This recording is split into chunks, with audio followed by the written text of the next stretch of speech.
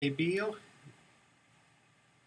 Good afternoon or good evening as the case may be at the conference. I hope things are going well. I'm disappointed I couldn't make it, but I am happy to do this remote presentation or this virtual presentation to give you an idea of what my paper is about and hopefully share this information so that others can use some of these same tools. My name is Chris Schwartz. I'm a faculty member at Iowa State University in the U.S. I'm also the Associate Chair for Undergraduate Studies in the department. And I've got my contact information at the end of the presentation. I apologize that this isn't a dynamic live captured lecture. It's a talk by PowerPoint, but technologically this seems to be about the best that I can do, so please bear with me. I'm going to try to narrate some of my slides and give you some context for things that are mentioned in the paper. This may create some questions for you. It may actually get you thinking of how your program is similar or different to mine, and either way that's good, because I'd love to have a chance to discuss any of this stuff with you if you'd like to at some point. So just to give you an overview of what this talk is all about, this is really not about the content of our curriculum. So the fact that this is engineering, and whether or not you're an engineering program, or even whether or not you're at a university, I guess my advice would be to suspend judgment for a while and really look at this as managing any sort of academic program where you have enrollment and you have a limited number of resources to serve that enrollment. So why don't we get started? The main things I want to convey to you with this presentation, first of all, I want to give you an idea of the size and scope of our program. As you see there, the mechanical engineering program at Iowa State, currently I believe this year, 2019, we are the second largest enrolled ME undergraduate program in the U.S. For 2 or 3 years we were the largest. This is a result of, we were a top 10 enrollment program between 10 and 15 years ago, but within 7 years, as you see, we essentially doubled our enrollment. So growth was extremely fast, extremely daunting for a few years, just trying to keep up with the sheer number of students adding to our program. To give you some idea of what that looks like, Iowa State is a fairly large university, certainly not the largest in the U.S., but not the smallest either. Over roughly 150 different majors that you can study at our institution.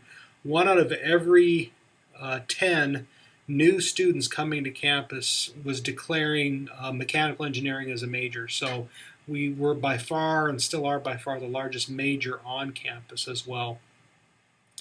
So the issue that this brought about, you can imagine with that kind of growth, is that there was a lot of pressure, and it became management by reaction as opposed to long-term vision and proaction is what I would call it. And in order just to get our head above water, we had to come up with some way to better understand how many students could go through our program on an annual basis.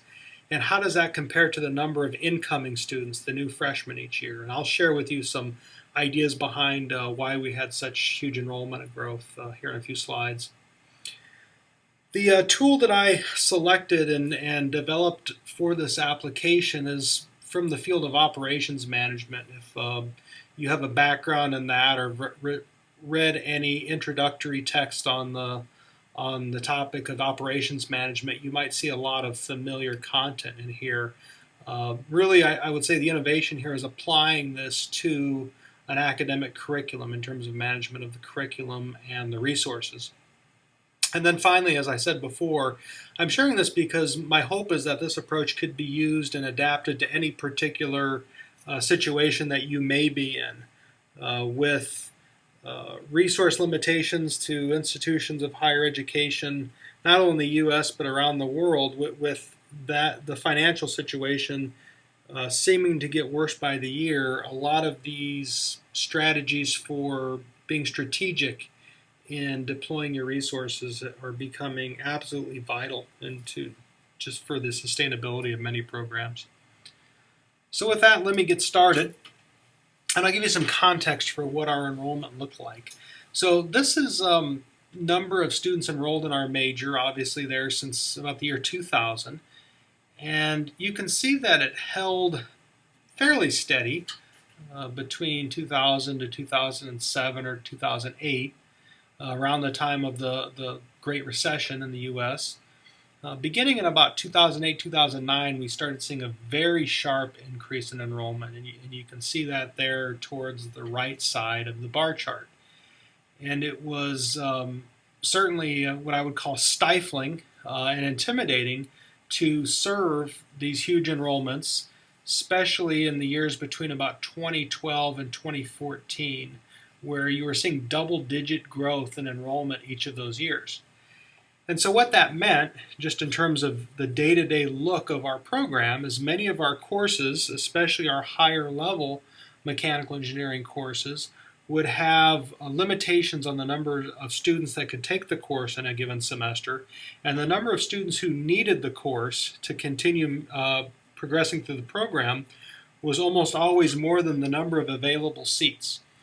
And so what this meant is that students who had been in the program the longest, who were in the most urgent situations, were the ones that very often we under a lot of pressure, had to find any available seats in courses to serve them so that their graduation time wouldn't be delayed.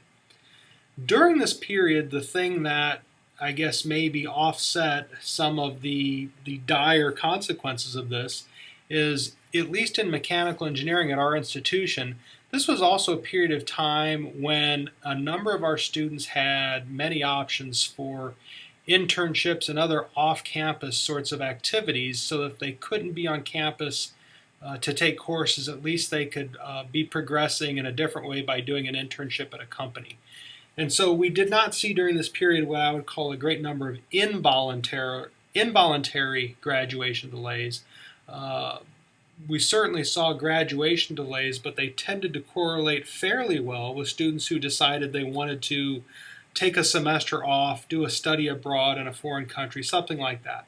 So it never became a mass crisis of students being involuntarily delayed, but certainly the limitation and what seemed to be our limitation in program capacity during this period predicted that that was going to happen sooner or later. To give you another way to look at the issue that we were having, the way that my institution classifies freshman through senior is the number of credits students have taken. And so if you look at the proportion of our enrollment who would be classified as seniors versus freshman, sophomore, junior, in around the year 2000, it's fairly balanced, with the ratio of seniors to freshmen maybe slightly greater than 1-to-1. What was happening, and this was observed indirectly as we would scramble from semester to semester to find enough classroom seats for our students, is that this ratio of seniors to freshmen started to become off balance, to where at this point in time we're seeing some of the after effects of the huge enrollment spike. This ratio has now become somewhat larger, from 1-to-1. And what that kind of indirectly indicates in some cases is a retention of students who have entered what we would call the senior classification, but have not yet been able to take the classes they need in order to graduate. And so in some senses, we could say that they're kind of stuck. Talking to many of these students, they are exploring other options, and they may be delaying their graduation otherwise. But this is a direct impact of the fact that the numbers of seats in classes were not enough for the numbers of students that needed to take those classes to progress if they were to stay on a traditional 4-year plan. And so it became very clear, if we were going to manage this around the years from 2012 to 2015, we would need to have a better measure of what is our true throughput capacity of our program year to year. Just to give you some idea of what I mean by capacity, essentially when we think about the courses that are taught by ME faculty, a number of courses in an ME curriculum, you could imagine some of the courses you might have, fluid mechanics, manufacturing engineering, we have design courses, a number of those sorts of things. But each of these courses involves capacity constraints due to the resources that you have to allocate to run a course in the curriculum. That is influenced by many things. The number of students that you can teach, let's say, in an introductory thermodynamics course, just like any other course, is directly impacted by the available number of instructors. Also, classroom space at our institution, like many others, is extremely limited.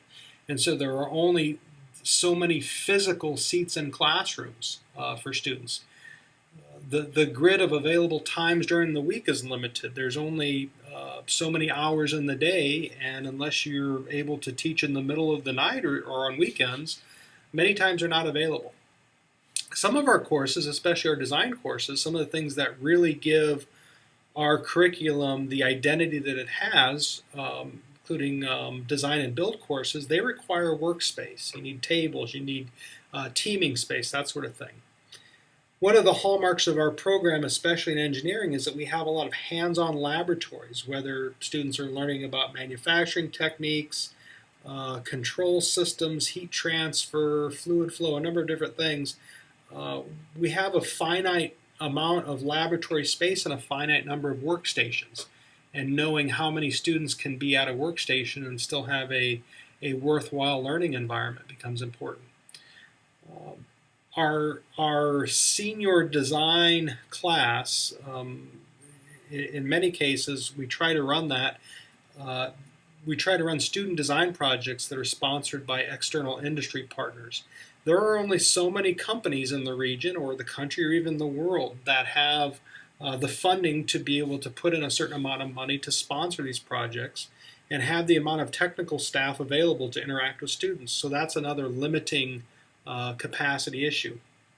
And finally, one of the largest ones that we have in a number of our courses is, especially in engineering, there are a number of curriculum topics that involve direct computer interaction and computational software tools.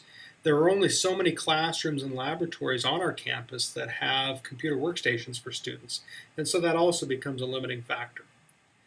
The issue that we have, if you can imagine almost sinking in this quicksand, and once your eyes go under the quicksand, things become dark, and you flail around, and it's very difficult to see exactly how many students can fit in a different course, especially when the growth is so rapid.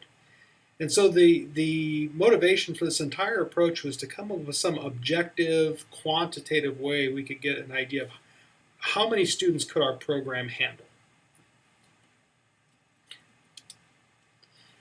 And so what was employed was something called a PERT diagram, is really the fundamental start in all of this. And the idea behind a PERT is that we are looking at our program flowchart in course 1, course 2, course 3, and the prerequisites and to each of those courses and how they connect to each other, the dependencies.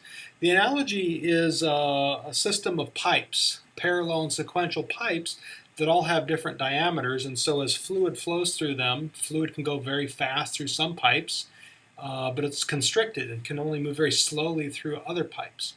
And every pipe then has its own specific flow rate. Well, in terms of our curriculum, we think of our different courses as these different pipes. Based on the available seats, available instructors, computer space, and all that, each of our courses has a different annual capacity of students who can take the course.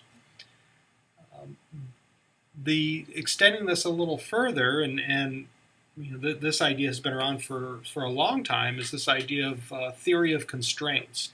Another analogy is just-in-time, the just-in-time approach to manufacturing, where the true capacity, the true flow of an overall program can't be greater than the flow of the very slowest of these pipes. Essentially, if we look at the annual enrollment capacity for any of all of our courses, we pick the course that has the lowest annual throughput capacity, and therefore that becomes our overall program capacity. That might be a little bit odd to think about it, because you have all these other courses in a curriculum, you have all these other paths with many instructors. Let's say you've got maybe slack in the system, but the analogy, and in fact this is not my analogy, I believe this is presented in one of the books I reference in the paper, is that if we think about a group of hikers, if we have one slow hiker towards the back, the group is not going to be able to progress any faster than the slowest hiker. And that's very much the case with a capacity analysis just like this one for a program. And as I alluded to before, if the true program capacity is lower than the number of students who come into the program, then you face the potential for involuntary delays.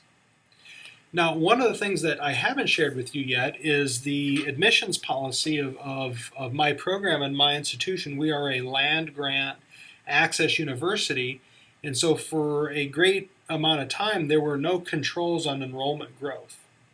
And so our annual enrollment every year was basically the number of students who decided to study mechanical engineering at our institution. And there are other institutions like this, but it was completely isolated or divorced from what our true capacity was. And the idea was, if we had some idea of what our enrollment growth would be, possibly we could target resources to addressing our courses that affected the overall program capacity. So let me show you one more graphic here as I start to finish up. Here is just a very simple flow diagram for the courses.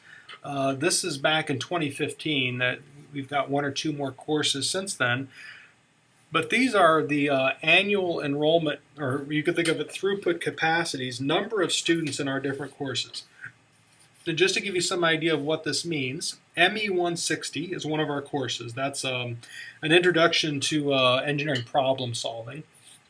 ME170 is a introduction to engineering design and computer graphics. These are freshman level courses. We have a sophomore design course. We have a couple of manufacturing courses. And then at our highest level, we have, for instance, ME 415 and 466. Those are our senior design project-based courses. This is a systems and controls course. ME 436 is a heat transfer course. These are all fairly standard mechanical engineering required courses. The arrows in this diagram indicate dependencies, and so before a student can take ME 270, they have to have completed ME 160 and ME 170. Now, the vertical size of these boxes corresponds to, at the time, how many students could progress through that course based on the available resources. As of 2015, the number of incoming freshmen who declared mechanical engineering, or who intended to declare mechanical engineering, was estimated to be about 580 students. After roughly 2 semesters, due to grades and change of interest and other things, the estimate was that cohort would result in about 450 students who were going to carry on through graduation. And so from this number then, to get some idea of where we might have problems, we have to compare it to the annual capacity of the existing courses in our curriculum. And immediately you see the problem. At the time, our senior design course could only accommodate about 350 students per year. This means that this cohort, roughly 100 members of this cohort, would be delayed in some way, shape, or form. Maybe the delays would take place in other places, but at the time, given the resources, the maximum number of students that could be put through would be 350. Because that 350 is the minimum of all of our courses, that now was our program capacity. Our program capacity at the time for all these courses was what the minimum was, 350 students per year. I'm happy to say that this information provided the data that we needed when very precious funds became available to target resources, whether it was buying additional laboratory equipment, hiring instructors, renovating classrooms, whatever it was. We then knew where to target our resources. For instance, this course, ME 231, is an introductory thermodynamics course, had excess capacity. It could matriculate 800 students per year. If we only need to serve 450 at the time, we could possibly draw resources from here and target them, let's say here, for capstone design. or to some of our higher level laboratories, which were all very much on the border of being able to serve all the students coming in. And so since 2015, we have been able to target resources to grow some of these courses. For instance, now the capacity of our program is somewhere between probably 425 and 450 students per year. That actually is very useful. Even though that number is very close to this number, we are now seeing in our institution maybe a slight enrollment decline, which is also helping us, because now the infrastructure we've put in place can accommodate that number of students, and we can be more proactive about what we do with our curriculum.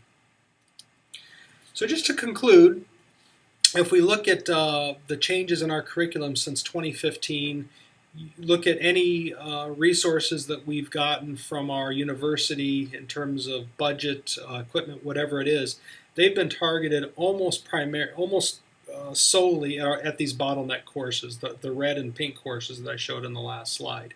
And that has had a direct impact on our capacity. As I also alluded to before, being able to get these resources in the right place and taking them maybe from places that have excess capacity minimizes the situation where you might have what I would call clumping of students. And if I could just go back, let's say that we have 450 or more students that take this course. Well, only 400 of those students can now take the follow-on course 370. And so you have a clumping of roughly 50 or so students that are waiting here to get into this course. And then if that repeats for a second year, that 450 maybe, that 50 students doubles and then triples. And then what you can get is these clumping of students that are sitting and involuntarily delayed as they wait for seats to become available in these different courses. And so that's what I mean by clumping. The nice thing about this model, this capacity management model, is it complements a number of the other curriculum management strategies that we've developed. I've done a lot of work with coming up with algorithms to do teaching assignments where you have a large number of faculty and onboarding of a lot of new faculty, trying to do that in a way that minimizes the chance for bias and other things happening, to do that fairly, equitably, and transparently.